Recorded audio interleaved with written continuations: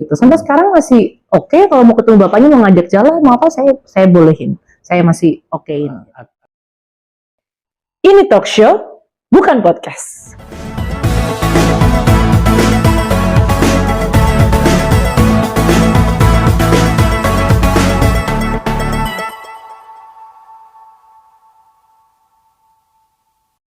Terima kasih Nabila Gomez sudah hadir di acara Bincang Santai bersama AJV. Sama-sama, terima kasih juga. Ya. Kita kan mengenal Nabila itu dulu sebagai penyanyi ya. Ya.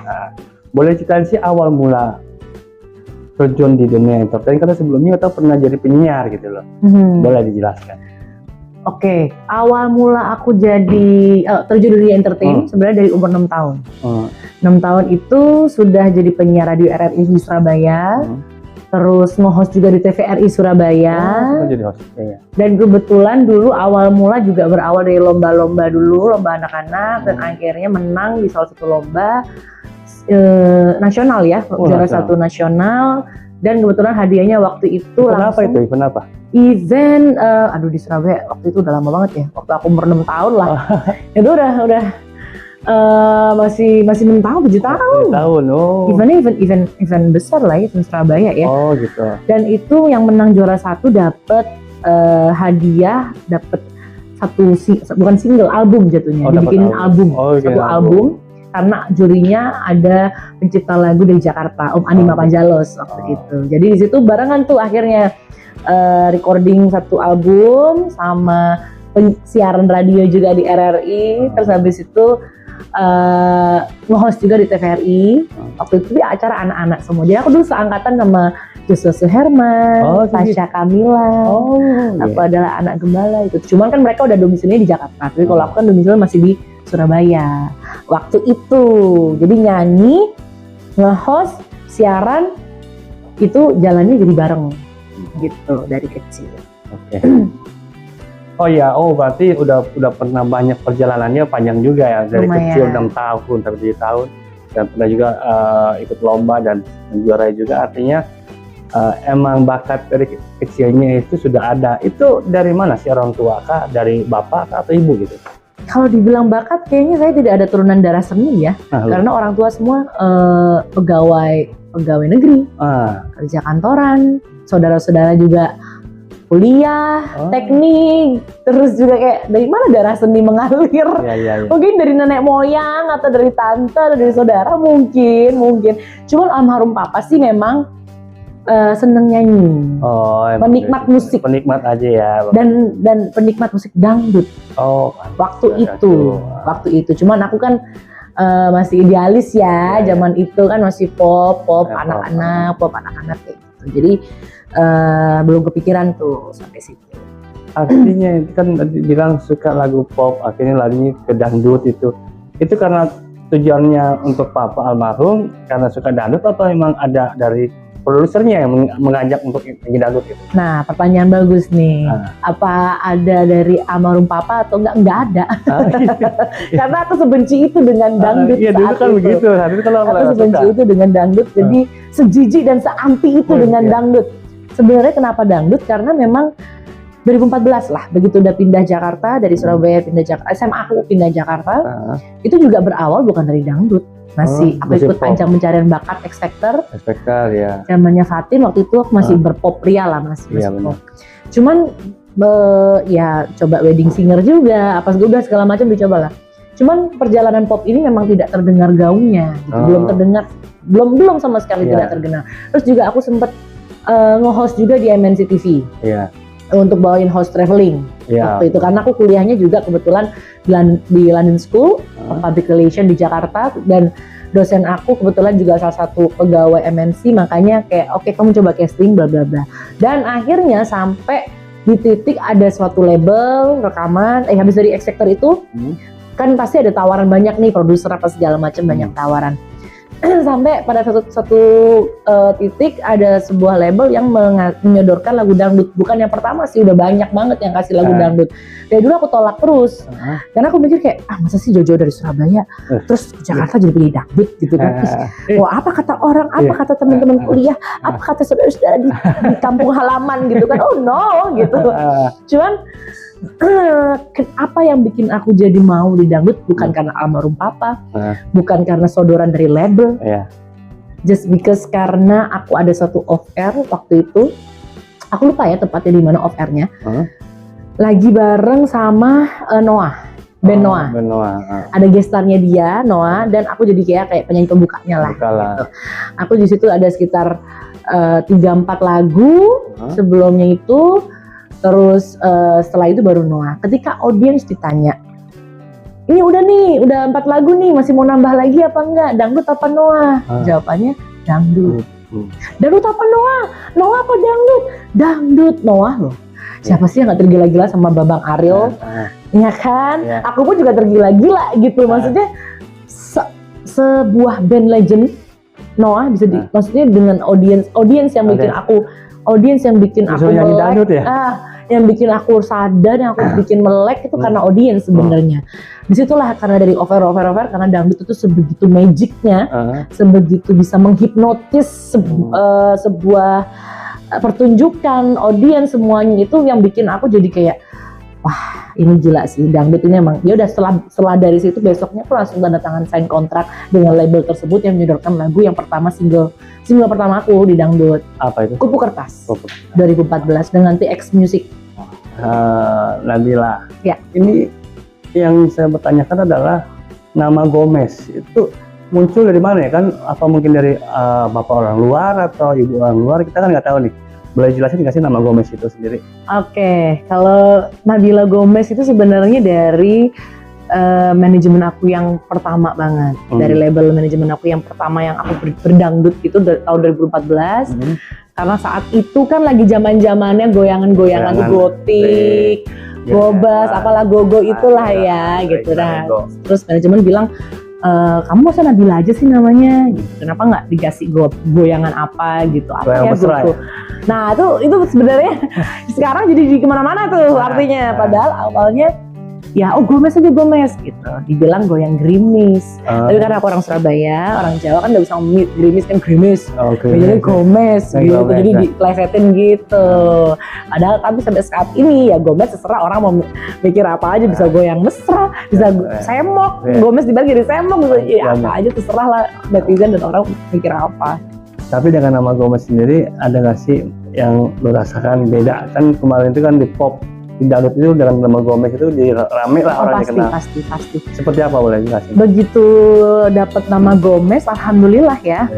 Ya akhirnya lebih banyak dikenal orang. Dengan adanya Nabila Gomez, akhirnya di situ karir mulai naik perlahan-lahan, ya slow but sure lah. Jadi memang aku kan ya aku nunjukin karya-karyaku aja yang aku punya gitu. Aku nggak mau sesuatu yang instan dari awal gitu kan. Jadi memang aku mulai dari off air dulu sampai on air, sampai ya akhirnya Gomez itu jadi orang semakin ini Gomez Nabila Gomez. Jadi alhamdulillah semakin banyak makin gemes jadinya. Makin gemes gitu. Biasanya kan gini, Bila banyak para produser yang jahil, yang nakal. Nah, bagaimana sih awal lu pertama masuk itu kan, ada nggak sih yang seperti itu dan pernah ada terjadi atau seperti apa?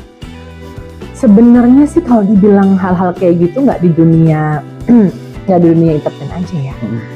Mungkin kenapa di dunia entertain, karena mungkin lebih disorot orang-orang public figure, artis itu lebih disorot, lebih orang tuh kayak lebih banyak tahu gitu. Sebenarnya dunia yang jahil-jahil itu banyak tuh, dunia di kantor, di mana aja juga banyak orang genit kan gitu kan, di dunia sehari-hari juga banyak.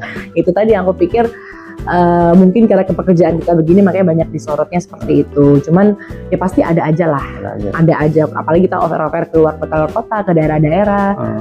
Ya aku nggak mau sebutin lah ya siapa-siapanya, pasti ada aja. Tergantung kitanya aja, kita mau menanggapi baik secara kekeluargaan ya jadinya kekeluargaan, tapi kalau misalnya kita ditanggapin beneran ya jadinya nggak karuan gitu kan. Tapi ada nggak sih yang sampai ngejar-ngejar, terus kan misalnya kan kita show nih di daerah, terus kadang-kadang ada dari pejabat yang deketin, terus mau bisa ngajakin nikah lagi kan, jadi istri keberapa kan pasti itu ada tuh.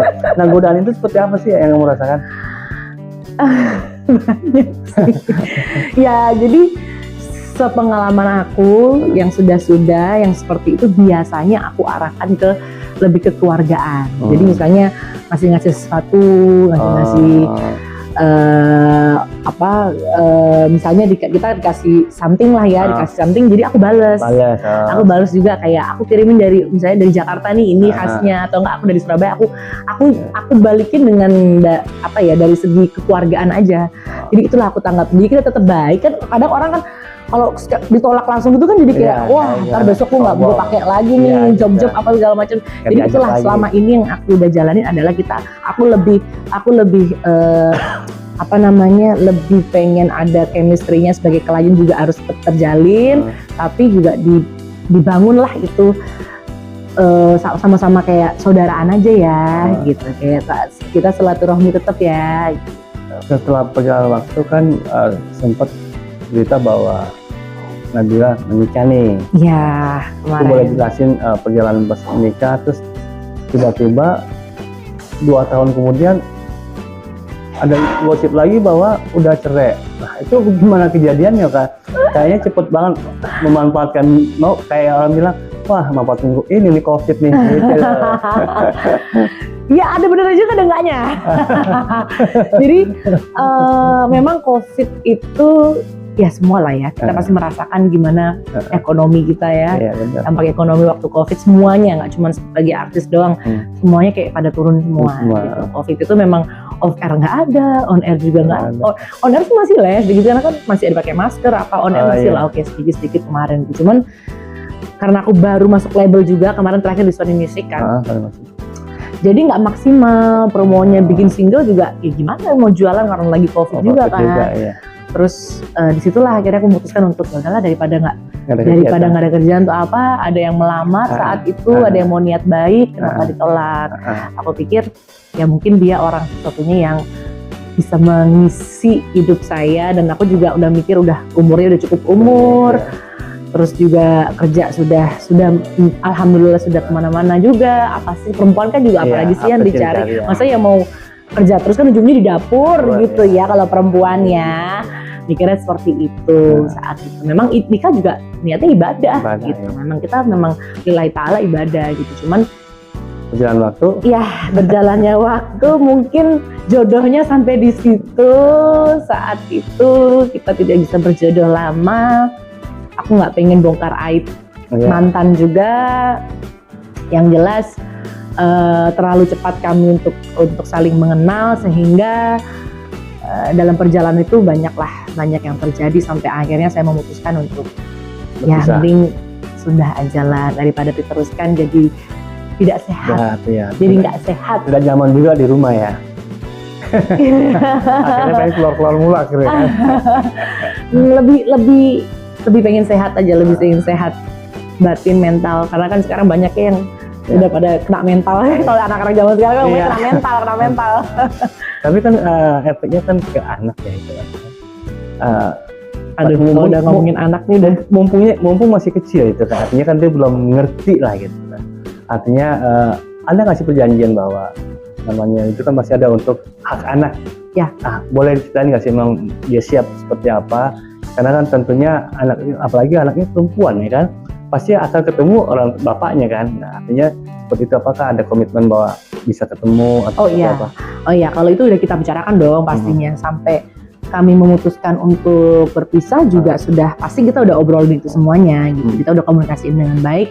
Sampai saya bilang sampai kapanpun ya dia tetap anak kamu. Sampai kapanpun dia juga kamu bapaknya dia gitu. Dan saya tidak bisa memutus tali itu antara bapak dan anak sampai kapanpun itu. Tapi memang kamu dengan saya sudah selesai, tapi kamu dengan anakmu tidak akan pernah selesai. Kamu sudah selesai dengan saya, sudah tidak ada urusan lagi dengan saya, tapi kalau sampai kamu mau tanggung jawab sama anakmu, alhamdulillah syukur, itu urusanmu dengan Tuhanmu. Kamu tidak bertanggung jawab juga, insya Allah saya akan fight, saya akan berusaha berjuang, karena saya udah mikirnya nggak saya sendiri dong, beda dengan saya dulu waktu sebelum nikah, karena saya sudah ada anak, jadi saya akan fight untuk anak saya gitu. Saya bilang seperti itu. Sampai sekarang masih oke, kalau mau ketemu bapaknya, mau ngajak jalan, mau apa, saya bolehin. Saya masih okein. Artinya anak sendiri merasa masih fun ya, karena dipikir bapaknya tidak akan kurang kasih sayang seorang bapak gitu. Artinya, saya juga memikirkan itu. Artinya masih menjaga silaturahmi ya, walaupun sudah berpisah gitu kan. Iya. Maksudnya silaturahmi bukan arti dekat, bukan. Silaturahmi bukan antara dia dan saya ya. Bukan antara anak aja, kita yang menjembatani. Iya, ada susternya, ada asisten saya, ada mama yang menjembatani. Oke, setelah pasca itu sendiri, apa sih kegiatannya Randy sendiri? Kan katanya tadi bilang udah punya dulu label juga kan dia? Apa? Dulu terakhir kemarin COVID kan di Sony Music, kan udah selesai kontrak.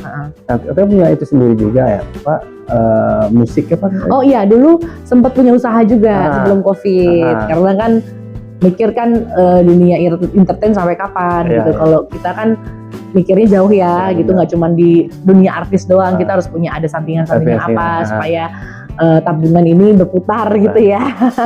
Dulu sempat ada usaha aku jualan lipstick gincu namanya Gincu by Nabila Gomez. Iya, terus di itu juga ada. Terus juga aku dulu sempat keripik juga adanya. Keripik juga? Enggak. Apa tuh? Belum. Nggak jadi. Makanan belum.